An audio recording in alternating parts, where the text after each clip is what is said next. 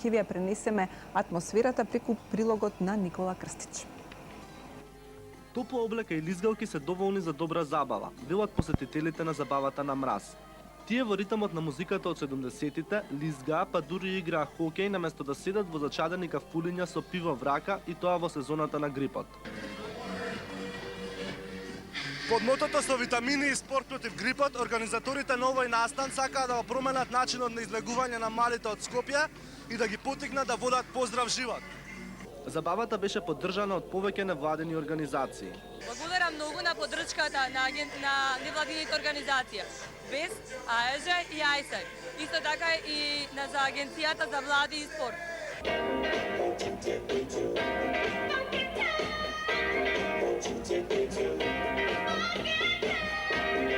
Тука има добра забава за сите, па дури и за оние што не знаат да лизгаат. Можете да пиете чај.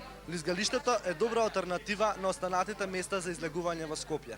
Сите се согласуваат дека вакви настани му се потребни на Скопје. Како се допаѓа ваквиот начин на забава? Па мислам дека е супер и многу е убаво што вака се организираат ваков тип на забави, затоа што зборувам лично за себе, доаѓам овде повеќе од 10 години, меѓутоа млади во ваков број многу ретко се собираат. Супер, мислам дека вако нешто ни требаше на Скопје. Добар, одличен. Екстра топ, нешто ново и кај нас пак. Мислам, лизгалиште во дугачко време идеме, ама вакво нешто екстра.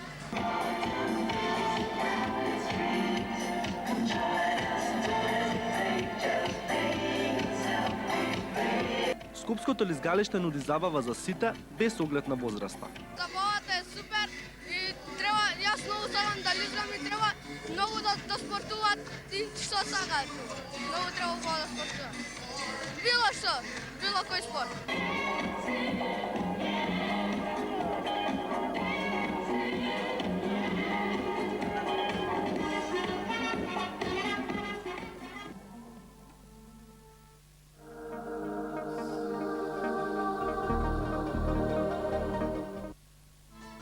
Убава гледка на скопското лизгалиште, Даниела, не знам како се снаоѓаш воопшто на лизгалки. На лизгалки? Па, не сум многу спретна на лизгалки, многу повеќе сум на ролерки. Така. Јас едно време доста бев активен, кога се возобнови скопско лизгалиште, претпоставам дека има веќе поминато некои 6-7 години. Меѓутоа одамна немам отидено на скопско лизгалиште, можеби овој прилог ќе биде мала провокација да се постигне навистина младите имаат во Скопје каде да се рекреираат и забавуваат, меѓутоа некако не се популаризираат овие места. Да, со надеж дека сепак сите работи ќе си дојдат на свое место и јас верувам дека во иднина ќе говориме за многу интересни манифестации кои што се одржуваат не само во Скопје, туку и низ Македонија. А кога сме кај